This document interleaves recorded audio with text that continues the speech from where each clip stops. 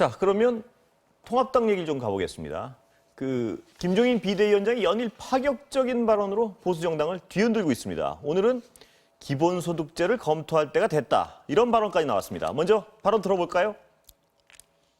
포용 성장을 위한 각종 제도를 확립하고 보건체제를 재정립하며 4차 산업혁명을 위한 여건 조성, 아울러서 이로 인해서 파생되는 기본소득 문제를 근본적으로 검토할 시기가 아닌가 생각을 합니다. 큰 차원에서 국가혁신, 경제성장에 도움이 되는 정책 및 예산은 적극 협력을 할 것입니다. 지금 시간이 별로 없습니다. 코로나 사태로 앞으로 10년간 일어날 사회 변화가 몇 달 새에 일어나고 있습니다. 반대를 위한 반대는 더 이상 하지 않겠습니다. 국가의 발전을 위한 일, 국민의 안녕을 위한 일이라면 적극 여당과 협력하겠다는 말씀도 드립니다. 자, 말씀이 굉장히 앞서 나가고 있는데요. 이 기본소득제 원래 선두주자는 이재명 경기지사가 그렇죠. 가장 강하게 주장한 거 아니겠습니까? 이재명 경기지사가 주장을 하고 코로나19 사태가 터지면서 뭐 김경수 경남지사니 그렇죠. 특히 민주당의 여러 의원들이 그걸 주장을 했죠. 그리고 지금은 그런데 오히려 더 나간 것 같은데요, 거기서보다? 그렇죠. 민주당보다, 민주당보다 발언이? 더 획기적인 아니죠. 그런데 지금 그리고 나서 이제 김은혜 대변인이 저 비상대책위원회 끝나고 기자들이 물어보니까 예. 저건 문제 제기고 당장 뭘 하겠다는 건 아니다. 그리고 김종인 비대위원장 역시 이거는 뭐 예산, 복지도 전반 이런 걸 다 점검을 해야 되는 거기 때문에 네. 일단 모여서 논의를 시작하자는 거죠. 그래서 무슨 회의체를 만들어서 경제혁신위원회를 만들어서 그 안에서 일단 논의를 하겠다라는 얘기를 했어요. 김은혜 대변인이. 근데 지금 기본소득제라는 게 사실은 전 세계적으로 선진국들에서도 하질 않아요. 그렇죠. 실험적으로, 실험적으로 뭐 이- 핀란드 이런 데서 한 2,000명한테 실험적으로 하고 비슷한 게 미국 알래스카주가 지방자치단체 차원에서 여기 석유가 많이 나잖아요. 네. 석유 수익을 이렇게 나눠주는 그런 실험도 하고 그렇죠. 그런데 이런 굉장히 좀 학계 수준의 그런 논의가 이루어진 거라 이거를 지금 굉장히 논의를 많이 해야 된다. 그래서 청와대도 이게 함부로 지금 그렇게 쉽게 할 문제가 아니고 복지제도 전반을 지금 손봐야 되고 가장 중요한 게 돈이 어디서 나올 거냐. 그렇죠. 예산을 어떻게 할 거냐. 증세를 할 거냐. 국채를 발행할 거냐. 아니면 다른 복지제도를 줄여가지고 이걸로 통합을 할 거냐 등등의 많은 문제가 있는데 이게 지금 원래는 노동이 소멸되는 시대, AI 로봇이 일하는 시대에 그렇죠. 취직을 하려도 사람이 일자리가 없으니까 로봇이나 AI의 기술로 돈을 많이 번 IT 기업한테 세금을 걷어서 기본소득을 나눠줘서 인간이 인간답게 살 수 있는 최소한의 소득을 마련하자 그런 컨셉이었잖아요. 근데 오히려 지금 코로나 때문에 이게 더 빨리 당겨진 감이 있죠. 근데 어쨌든 저 문제 제기 자체는 굉장히 민주당보다도 앞서 나갈 수 있는 그런 그렇습니다. 제안이에요. 그렇다면 민주당에서는 이걸 논의해보자는 얘기는 뭐 이전부터 했었고요. 이거 뭐 진전되는 겁니까, 이렇게? 상당히 진전될 가능성이 예. 높죠. 지금 여야 의원들 모두가 예. 소득 기본 제도와 관련된 이제 법안을 준비하고 있는 그런 상황이거든요. 근데 지금 김종인 비대위원장이 더 앞서 나간 것은 아니고 예. 아직 이제 구체적인 안은 내놓은 것이 없기 예. 때문에 과연 구체적인 안이 어떻게 나올 건가. 예. 역시 이제 기본소득제는 가장 중요한 것이 돈 아니겠습니까? 예. 누구든지 이제 돈을 이거는 뭐 일회성으로 주는 게 아니고 정기적으로 주는 거예요. 예. 그러면 이제 돈을 어떻게 마련할 것인가? 예를 들어서 뭐 한 번만 100만 원 준다 해도 전부 주면은 이제 50조니까 네. 이게 정기적으로 매달 준다면은 엄청난 재원이 그러니까요. 들어가니까. 그걸 잘 알고 계실 텐데 네. 김종인 비대위원장도 네.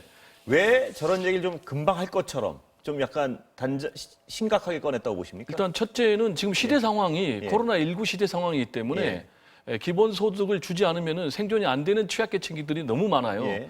그래서 이제 제가 말씀드린 대로 재원 모델 이게 이제 가장 중요한 화두고 또 하나는 그럼 대상을 어떻게 할 거냐. 예. 기본소득은 일단 뭐 소득이라든지 뭐 남녀라든지 이런 거 안 가리고 다 주는 건데 거죠. 기본적으로 그렇게 되면은 재원이 한계가 있기 때문에 지금 김종인 비대위원장 같은 경우는 청년 기본소득 그러니까 대상을 한정하는 거죠. 예. 그렇게 생각을 하고 있다. 라는 이제 얘기가 나오고 있는데 그 전망이죠? 그렇죠. 전망입니다. 예, 예, 지금까지는 뭐 구체적인 건 예. 없어요. 청년 기본소득이라 하면 기본소득하고 약간 다른 것 같기도 하고요. 이제 청년 기본소득은 예. 뭐가 다르냐면 청년들만 주는 그렇죠. 거죠. 예. 기본소득은 다 기본소득의 주는 원래 거고. 개념하고 약간 다른 것 같기도 하고요. 그렇죠. 네. 지금 예. 보면 오히려 노인들은 여러 가지 복지제도가 있어요. 예. 노인들한테만 30만 원씩 이런 식으로. 그래서 오히려 보면 부모님에게서는 독립을 했는데 취직은 못하는 그 청년 세대들이 오히려 노인들보다 복지 혜택을 더 못 받는다. 여기도 굉장히 복지 혜택이 필요한데라는 측면이 있고요. 두 번째로 이게 좀 그 김종인 비대위원장이 이 보수 정당, 보수란 말 쓰지 말라 그랬지만 보수 정당이 너무 약자에게 무심하고 그다음에 이런 정책적 감수성이 떨어지기 때문에 졌다. 그리고 왜 안 찍었느냐?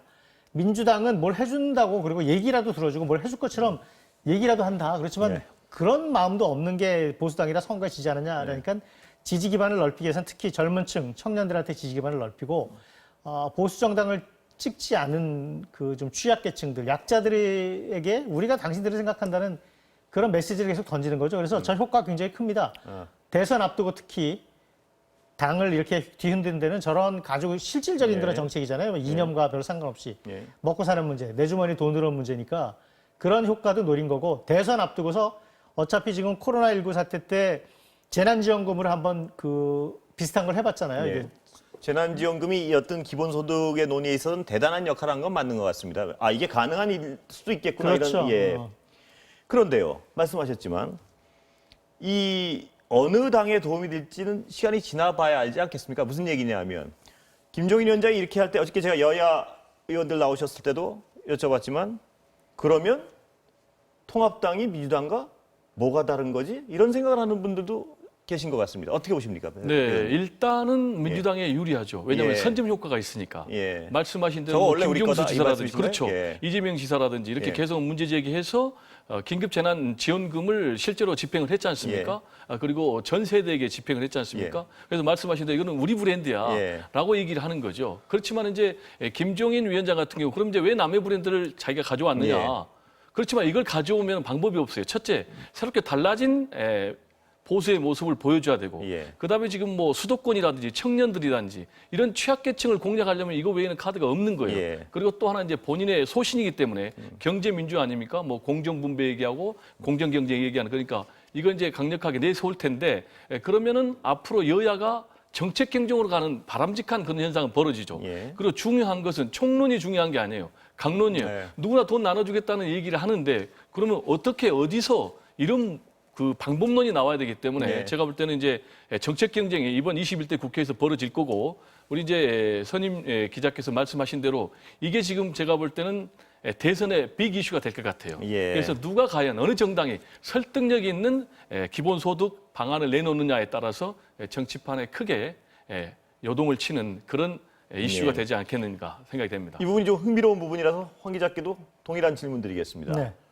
어떻습니까? 어느 비영당에 유리하다고 보십니까? 이 비슷해져가는 건데 큰 줄기가 비슷해져가는 민주당이 현상은. 유리할 수도 있지만요. 최소한 통합당도 손해를 볼 수 없는 판이에요. 왜냐하면 지지 세력을 더 넓힐 수 있고요. 그리고 지금 김종인 비대위원장이 계속 의원들을 만나면서 그런 얘기를 한답니다. 우리가 왜 20대, 30대, 40대 인기가 없고 수도권에서 왜 지고 호남에서는 우리를 찍을 생각도 안 하느냐라는 걸 반성을 하자고 계속 얘기를 하면서 2년 필요 없다. 보수? 진보 그게 무슨 소용이 있냐? 사람들이 그 보고서 저 정책이 나한테 도움이 될 것 같다. 저 당 좀 찍어줄까? 그러면 내 살림에 도움이 되겠네? 이런 구체적인 정책과 실행을 가지고 얘기를 해야지 보수 진보 백날 얘기 아무 소용없다는 얘기를 계속 한다고 그래요. 그러면 예를 들어 갖고 지금 저 정책을 쓰면은 통합당이 외연을 넓힐 수 있죠. 물론 저 필드가 그 마당이 민주당이 더 공부를 잘하는 그런 과목일 수 있어요. 남의 마당이죠, 지금까지. 그렇지만 통합당은 저 빵점이었는데 50점 맞으면 도움이 되는 점수입니다. 그것도. 자, 그러면요. 그런 어떤 공학적인 부분은 알겠는데요. 그렇다고 해서 저 당에서 지금껏 몇십 년을 보수란 기치로 살아온 당인데 저 당에서 반발이 없을까요? 어떻습니까? 벌써 이제 반발이 나오고 있잖아요. 유승민 의원도 뭐 한 말씀 하신 것 같은데. 그리고 이제 뭐 장제원 의원, 조혜진 의원 같은 경우에 보수가 무슨 잘못 있냐, 보수를 왜 삭제하냐, 라면서 이제 당장 반발을 하고 있습니다. 그리고 이제 실제로 지난 2012년 때도 박근혜 비대위원장 시절에 본인이 비대위원 하면서 이 보수란 말을 삭제를 하려고 그랬는데 그게 이제 좌절된 적이 있었지 않습니까? 그러면 이제 과연 이번에도 그게 통과가 될 것인지 아니면 또 좌절될 것인지 이 부분 아니겠습니까? 그런데 이 부분은 이번에는 통과가 될 것이다. 그렇습니까? 저항을 제압할 것이다. 왜냐하면 첫째, 강력한 보수 세력인 친박계가 소멸이 됐다. 그리고 대부분 영남 세력인데 영남 세력의 대부분이 또 초선이에요. 그런데 이 초선 의원들은 일단 김종인 비대위원장을 지지하는 그런 세력들이 대부분이고 그리고 이제 다선 의원들인데 이 다선 의원들도 일단은 좀 지켜보자 예. 관망세를 보이고 있기 예. 때문에 김종인 위원장의 이런 기본소득제 또는 이제 뭐 보수 진보 필요 없다 예. 진취적 정당을 만들자라는 새로운 행보가 당분간은 순항을 할 것으로 보입니다. 황 기자께서는 어떻게 보십니까? 김종인 비대위원장이요. 저희가 이제 그 비대위원장을 맡아도 공천권도 없고 예. 권력과 파워, 자리를 줄 수 없기 때문에 상당히 고전할 것이라고 예상을 많이 했는데 예. 그 없는 정치적 자원을 지금 이슈와 의제를 가지고 선점해서 판을 뒤흔들면서 예. 사람들을 끌고 가는 작전이에요. 예. 지금 보면 공천은 아직 멀었잖아요. 내년 재보궐선거 4월이니까. 저런 식으로 해서 호응이 커지고 예를 들어서 당의 지지율이 올라가면 예. 중진들이 시비 걸기 힘들어요. 예. 그러면 정치는 뭡니까? 지지율이 높아지면 그게 힘이 되는 거죠. 예. 그런 작전을 쓰시는 것 같아요. 자, 제가 궁금한 것 중에 하나는 이번에 통합당은 선거에서 대패를 했지만요.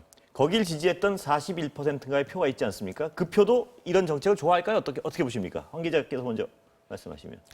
저게 지금은 그 뭐 돈을 나눠준다니까 좋은 말처럼 보이지만 나중에 재원, 예. 돈을 어떻게 할 것이냐. 그러면은 그 문제가 생기면 특히 보수층 유권자들 특히 세금을 많이 내야 예. 되는 그 예를 들어서 뭐 부유층들 또 특히 부동산 세례를 뭐 국토보유세 뭐 이재명 기자 같은 예. 경우는 그런 걸 저기 세금을 더 걷어가지고 나눠주자 그러면 예. 분명히 저 안에서 갈등이 생기겠죠. 그러면 그 정책에 반발하는 사람들이 좀 더 우파 오른쪽 정당 쪽에 반발이 생기고 그 동력으로 지금 보수 세력 내지는 중진 중에 굉장히 우파적인 분들 더 보수적인 분들이 반발할 수도 있고 정치라는 게 그러다가 큰 싸움이 나면 당이 깨지죠. 근데 아직 그럴 것까지는 먼 미래 얘기고요. 예. 그건 상상력의 얘기고 예. 일단 좀 봐야겠습니다. 그런데 예. 문제 결국은 재원 조달을 놓고 큰 논쟁이 그렇겠죠. 벌어지고 그게 그날이 가장 생겨 큰, 예. 예. 돈이 나와야 되니까요. 그러니까 그 분란이 꼭 먼 미래가 아닐 수도 있는 거 아니겠습니까? 어떻게 보십니까? 저는 그래도 예. 당분간은 예. 탄력을 받을 것으로 예, 봅니다. 역시, 왜냐하면 예. 지금 수국 뭐 보수 꼴통 정당, 예. 기득권 정당, 웰빙 정당 이런 정당의 이미지를 바꾸기 위해서는 예. 이렇게 굉장히 진보적인 본인 워딩대로 하면은 진취적인 어젠다를 내 가지고 흔들지 않으면 예. 안 되는 그런 상황이거든요. 예.